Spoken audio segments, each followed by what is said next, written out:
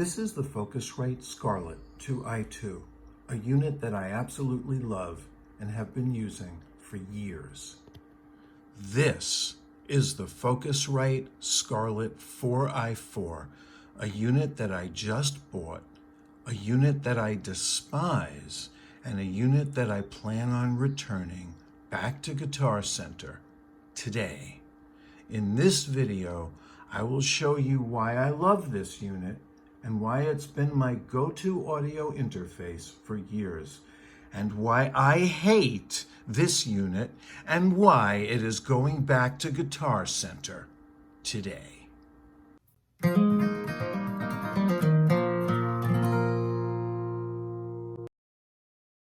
What's fantastic about the Scarlet 2i4 is that we have actual buttons we can press. This instrument button goes between mic and line inputs.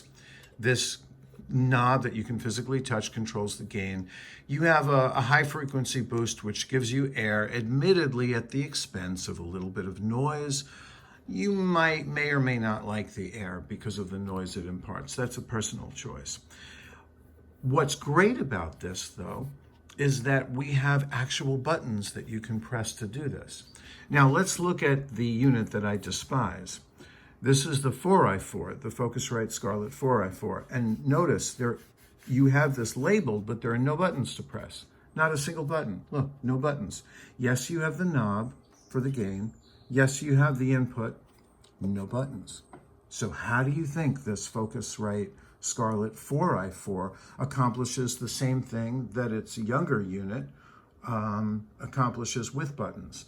The answer is horrible, counterintuitive, unintuitive, poorly designed software that will require you to scrutinize a manual.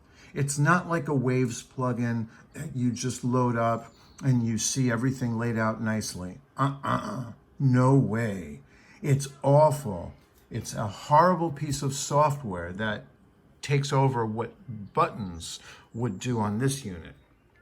Now, here's another very important idea that you should be aware of.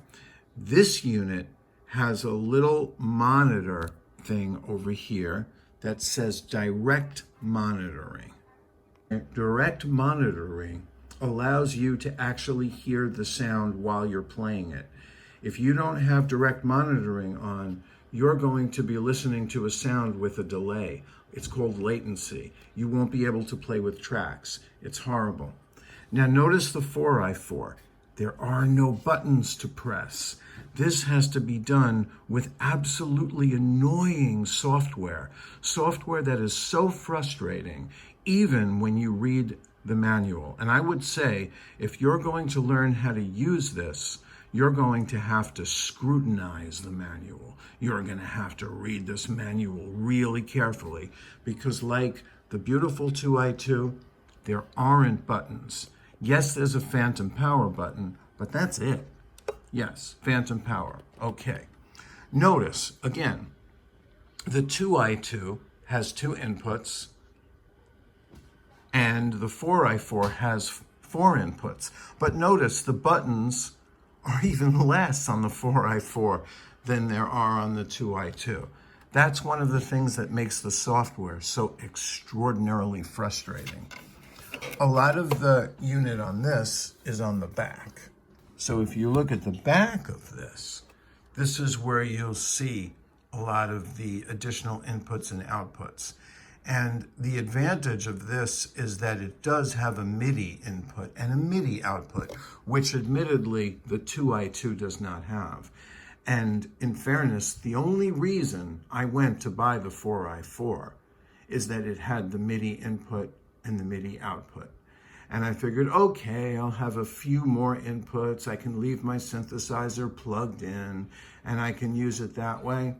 But this 2i4, it's back in my computer, and this 4i4 is going back to Guitar Center.